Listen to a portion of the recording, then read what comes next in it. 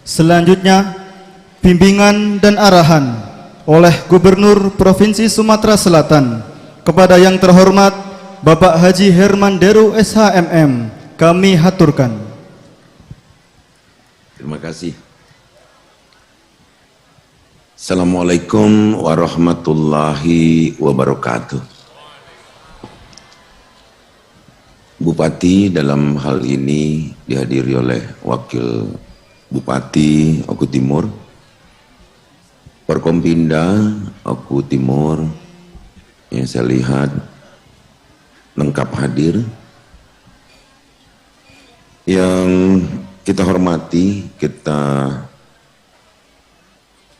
muliakan segenap pengurus Yayasan Pondok Pesantren Nurul Huda, Abah Pandi, orang tua kita,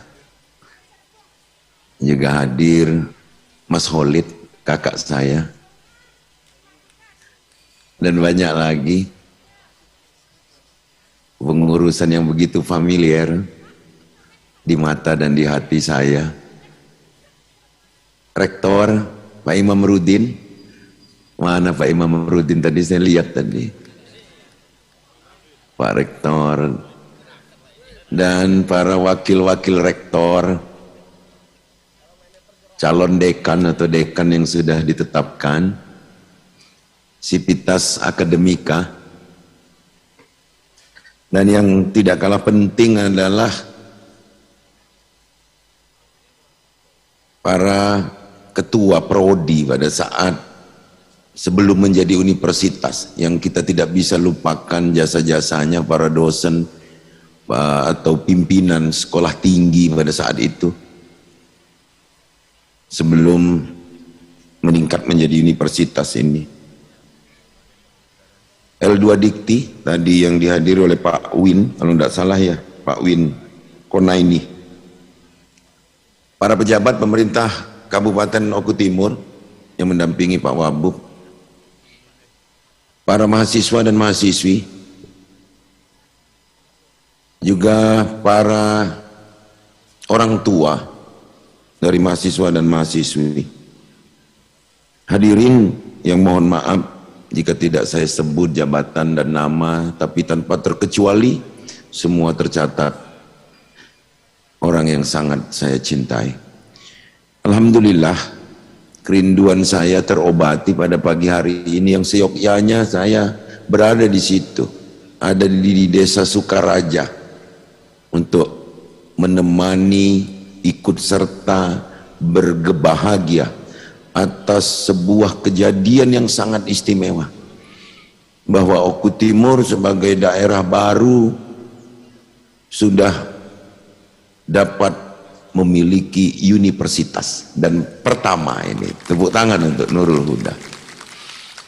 Saya menjadi saksi dalam proses perjalanan sekolah tinggi pada saat itu, bahwa ada dua hal yang menyebabkan peningkatan ini disampaikan oleh L2 Dikti. Dalam prosesnya adalah yang tercepat dalam sejarah Kopertis atau L2 Dikti. Penyebabnya dua tadi, saya akan urai satu-satu. Yang pertama adalah kepercayaan. Jadi kepercayaan dari semua pihak, elemen masyarakat, pemerintah, dan yang paling penting lagi adalah kepercayaan dari mahasiswa dan mahasiswi itu sendiri, di mana mengenyam pendidikan itu tidak harus di tempat yang jauh dan tidak harus tempat yang berbiaya mahal. Maka kita bergeser ke persoalan kedua, kenapa ini bisa begitu cepat direspon oleh Kementerian Pendidikan? Mutunya, bahwa alumni dari Nurul Huda ini sudah tersebar di mana-mana, baik di instansi pemerintah, baik di lembaga pendidikan, ataupun di tempat-tempat pelayanan-pelayanan perkantoran lainnya. Ini menandakan bahwa apapun yang diperbuat oleh para alumni dimonitor oleh semua pejabat dan instansi yang berwenang.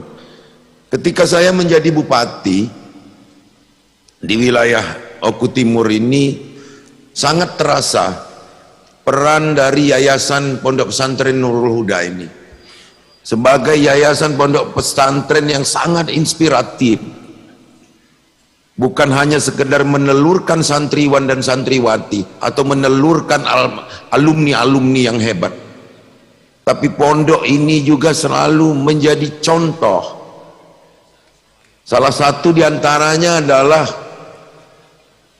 Bank Wakaf Mikro, bahwa Bank Wakaf Mikro yang saya resmikan 1 tahun yang lalu itu menandakan pesantren ini dipercaya mengelola Bank Wakaf Mikro dikarenakan pengelolaan keuangannya sangat akuntabel, bahwa pengelolaan keuangan di yayasan ini dikelola dengan sangat transparan. Maka untuk itu saya mengingatkan kepada seluruh pengurus bahwa peningkatan dari sekolah tinggi menjadi universitas ini anugerah, dan anugerah ini harus dipelihara. Nah, cara memeliharanya bagaimana? Ya kembali lagi kedua, jaga kepercayaan dan jaga mutu. Sebab Nurul Huda, Yayasan Pondok Pesantren Nurul Huda ini bukanlah lahir begitu saja, melalui proses panjang dari perjuangan Abah Pandi, Abah Soleh, Pak Holid dan lain sebagainya saat memulai itu. Jangan sampai nanti alma mater ini terganggu oleh segelintir oknum misalnya. Sekarang ini sedang marak di beberapa perguruan tinggi tentang kasus-kasus yang sangat tidak elok, dan itu tentu mengganggu kepercayaan masyarakat. Nah, saya sebagai orang yang merasa memiliki juga karena saya berasal dari tempat yang sama, saya akan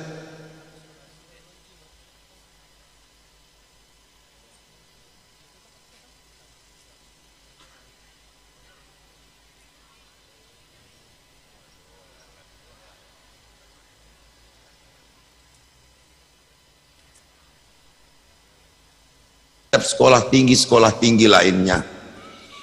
Untuk itu jangan pernah ubah manajemen yang terbuka, manajemen yang akuntabilitas itu pertahankan. Untuk itu saya berharap secara umum tadi disampaikan oleh Kakanda Khalid Mawardi mengenai perubahan-perubahan zaman.